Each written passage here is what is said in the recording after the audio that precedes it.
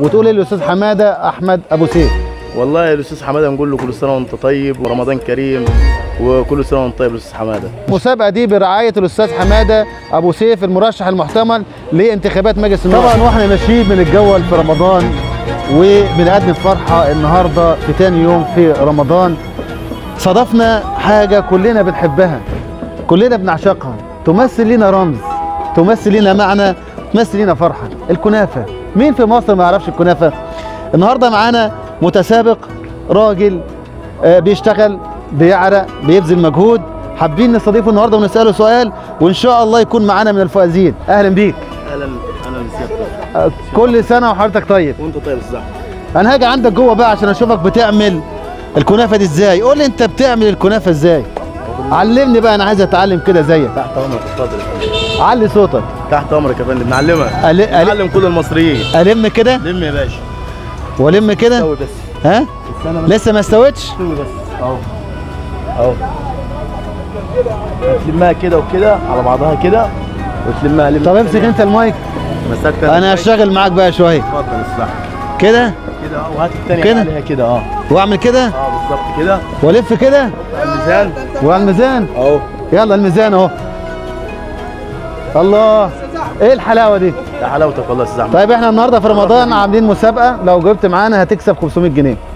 ماشي يا فندم. مستعد؟ مستعد. قول لي كل سنه في شهر بنصوم فيه، الشهر ده اسمه ايه؟ شهر رمضان الكريم. معقوله؟ ها؟ اجابه صحيحه. مبروك، كسبت معانا 500 جنيه. شكرا يا فندم، والله جت في وقتها. احساسك ايه دلوقتي بعد ما كسبت معانا؟ انا مبسوط والله، فرحان بسيادتكم وبالشهر الكريم. انا مبسوط والله، فرحان بسيادتكم وبالشهر الكريم.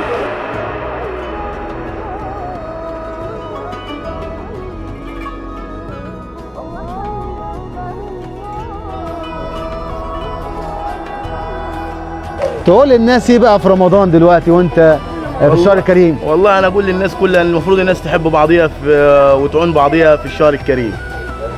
يعني الفرحه يا جماعه مش مجرد ان انت تكسب، الفرحه ان تبقى موجوده قدامك وتديها للاخرين. النهارده احساسك، اسمك ايه؟ اسمي احمد. استاذ احمد، النهارده احساسك ايه وانت موجود معانا في رمضان وبتكسب، وشعورك ايه وتقول ايه للاستاذ حماده احمد ابو سيف؟ والله يا الاستاذ حماده نقول له كل سنه وانت طيب وسنه سعيده على المصريين كلهم ورمضان كريم وكل سنه وانت طيب يا استاذ حماده. مش عايز الجايزه بقى ولا ايه؟ والله الجايزه الحلوه ان انا عرفت سيادتكم. تسلم. يلا يا ابني هات الجايزه بتاعتك. مبروك معانا يا احمد، كسبت 500 جنيه عدهم. 500 دي مقدمه من الاستاذ حماده عثمان ابو سيف، بيقول لكل اهله في الوصيه انا معاكم وواقف معاكم وان شاء الله دايما بيكم، هقدم لكم كل يوم فرحه في مدينه القصيه. شكرا لكم.